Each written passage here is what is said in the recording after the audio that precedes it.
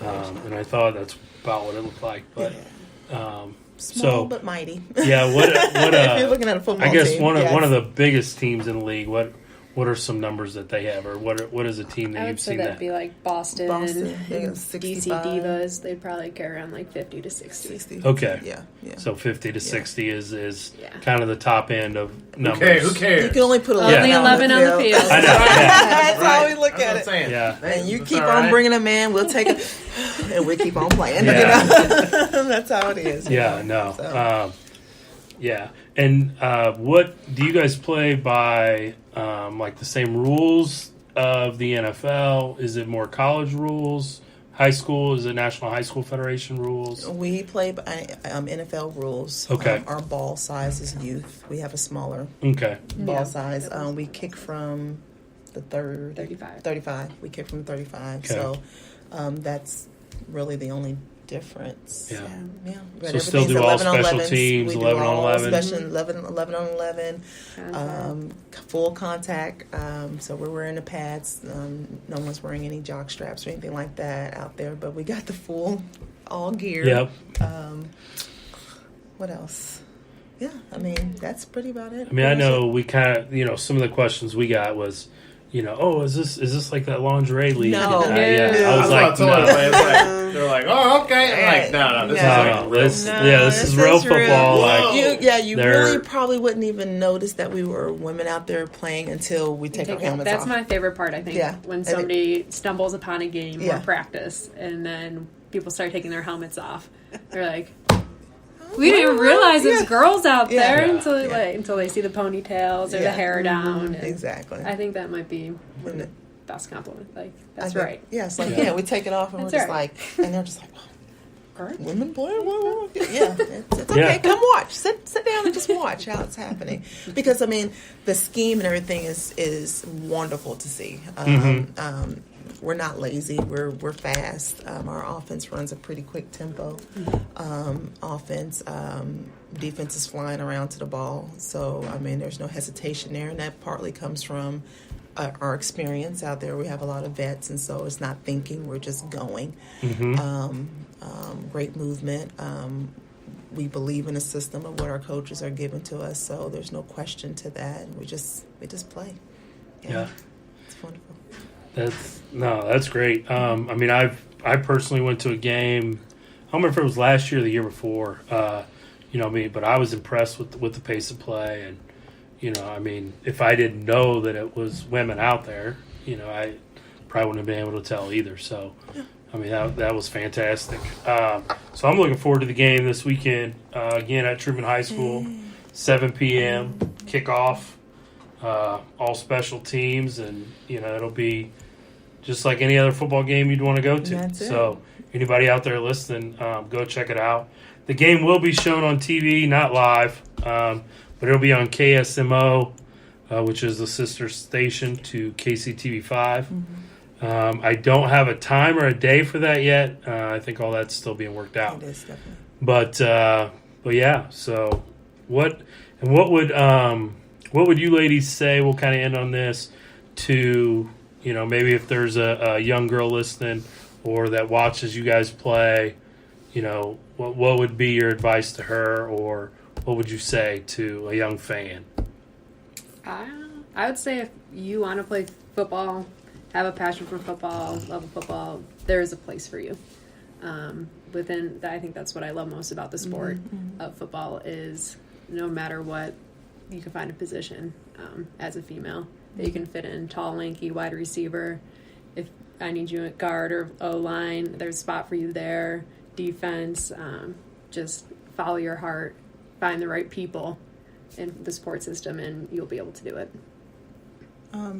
Piggyback on that, follow your instinct. I mean, that's the beauty part about it. It's just something that you're dreaming about, make it happen. You don't have to dream about it anymore. We're here. We're here for you. The great thing, like I said, with mentors that we have available for these young ladies, that we're there in the support system for them if they are trying to play at their high school. We'll become advocates for you and help you through that journey for you. We welcome them to our games. We welcome them to our practices. We want them to be engaged however they need to be. So we're here for them as much as possible. That's just beautiful.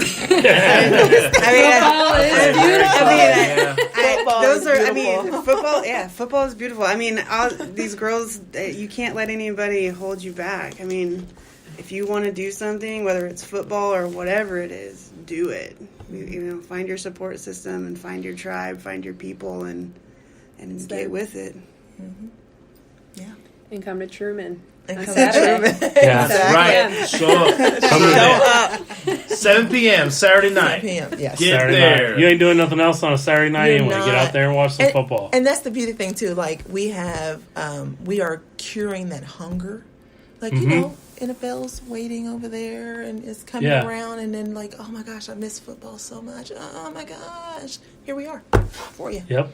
We cure that for you. We take care. We take There's care of all definitely, those things. definitely a hunger for spring football, and there's just something to go out and watch a game. So definitely be at Truman, 7:00, April 6th. That's the first home game. We'll keep you guys who are regular listeners to the podcast updated on when we find out the TV schedule. We will make sure we put that on all of our social media. So do you guys have any social media you want to plug before you get out of here? Facebook page, Kansas City Titans. I think our Instagram is KC Titans. We have a Twitter account as well. The Twitter our account we've website. tweeted it out. So So I think we're on every platform out there. So. okay, awesome. And we'll make sure to tag the KC Titans Twitter again. So anything else that you want to say or that we missed that we didn't cover on why people should come out or anything like that? I mean, anything else? No, get your popcorn and come on out. It's gonna be an awesome show. Why not? Yeah, why not? Why not? So come on out. Again, April 6th, 7 p.m. at Truman High School here in the Kansas City area. So thanks again, ladies, Nyla, Amanda, and Sheila for coming on and talking and filling our listeners in a little bit more about women's football. Thank you. Thank you for having us. All right. Hey, thanks again to Titan players for coming on and spending some time with us to get some word out about their league. So, again, you can check them out Saturday, April 6th at Truman High School, 7 p.m. Yeah, very cool. Super hyped for the game now. And it's going to be some good football played on Saturday. So come on out. Or you could, if you want to chill, you can watch them on TV here in a couple weeks. Yeah. Like we said earlier, we'll get you guys the schedule and let you know when you can watch us act like fools on television. Yeah, absolutely. And especially, because this Saturday night there's no Alliance of American Football to watch. What happened, man? I got a text from you. And you were like, AAF's done, and I had kind of read some news rumors, but then later on, I went ahead and jumped on Twitter and started reading some stuff. So, Gary, what are the details about this shutdown, dude? Basically, the majority owner, the guy who kind of bailed him out after week one with the majority of the money, said he's out. He's estimated to have lost about $70 million. And he owns the Carolina Panthers and hockey team also. Yeah, he owns it's the Carolina team, right? Yeah, maybe. Or no, maybe not. I don't know. But he's like, I'm out, I'm done, and voted to cease operations. The other two owners, Bill Polian and Charlie Eversole, disagreed with him, but because the guy was the majority stakeholder, he pulled his money out and all football operations ceased immediately. I did read some things online, which this is a bad look for the league, that players were stuck in whatever city they were in and they had to find their own transportation home. Okay, that's a really bad look for the league. So I'll look at silver lining for this. We got another league coming out next year. Yep. The XFL. McMahon can take a look and see what the USFL did that failed, what the what his original XFL league did Yep. and why they failed, and then he can also look at this league and why they failed. And you have so many examples on why leagues have not done well that I think I think McMahon's going to stick with it. Another thing is McMahon has super deep pockets, and so any kind of there'll be no. It don't even matter if they have financial trouble. The WWE is a machine, and any problems they have, they can bail it out. I mean, McMahon is. I think he says a billionaire. billionaire. He is a billionaire. Okay, especially with the network and all that stuff. Yeah, he's fine. So I think, and the nice thing is too, I don't think that, like I was thinking, I would project the XFL will not be on the regular TV. They'll save money and a little bit of cost by just streaming on maybe on the WWE network that he already has set up and some of the other stuff. So I think that's how that's going to go. So yeah, they'll definitely have a better TV deal than. Yeah, I think they'll have a better TV deal than the AAF did. Like you were just kind of saying there, the people that are really hurt by this almost immediate shutdown are the behind the scenes. I mean, your assistant coaches, your video people, your trainers, doctors, stuff like that. I mean, those people that work behind the scenes for a football team to operate. Those are the people that are really hurt. But I'm going to miss the AAF. Hopefully they'll try to rebuild and come back, but we'll just have to wait and see. yeah, and just kind of going through, I'm kind of looking at some of the stuff now. The AAF actually, it looks like they actually could have succeeded without that dude, without Dundon's investment. But they were concerned about long-term liquidity, and so that's why when that guy came along, they said yes, they gave control to him, and he shut it down. So unfortunately, I think the football, you can correct me if I'm wrong, I feel like the football had gotten better every single week. Yeah, I absolutely. thought we were watching some pretty good games, and really, and also there's no question who the best team was the Apollos. It's nice to see Spurrier and kind of what he did.